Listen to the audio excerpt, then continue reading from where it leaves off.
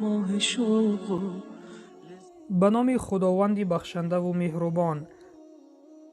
از عبدالله ابن عباس خداوند از آنها راضی باد روایت است که پیامبر صلی الله علیه و سلم وقت افطار میکرد چنین میگفت: اللهم لك صمت و علی رزقك افطرت فتقبل منی انک انت السمیع العلیم.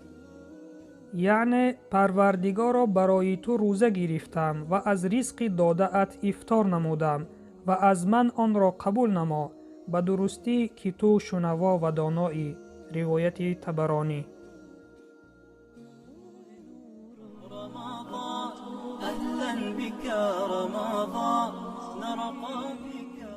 علما در شرح این حدیث میگویند هنگام افطار کردن دعا نمودن سنت است، چنانچه پیامبر صلی الله علیه و سلم هنگام افطار دعا نموده می گفت: پروردگارا برای تو روزه گرفتم و از رزق داده ات افطار نمودم و از من آن را قبول نما، به درستی که تو شنوای و دانایی.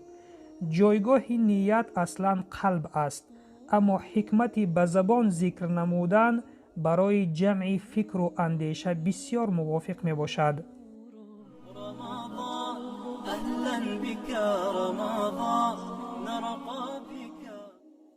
برادر و خواهر ایمانیم، نیت در تمام عبادت ها خیلی مهم است.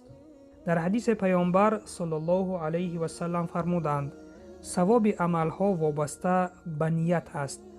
اگر انسان خاص برای خدا روزه و نماز و زکات بدهد، نیتش خاص برای خداوند باشد، ان شاء الله این عمل ها از او قبول می گردند و خداوند اجرش را می دهد.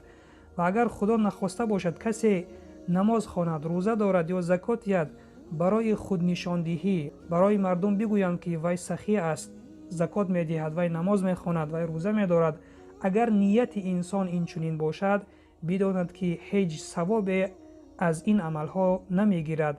نه تنها ثواب نمی گیرد بلکه گناهکار می شود، برای آنکه این ریاکاری است. ریاکاری یکی از گناهان کبیره می باشد. پس شنونده عزیز، در همه عبادت ها باید اول نظر به قلب خود بکنیم که با چه نیت این عبادت را ما انجام داده ایستاده ایم.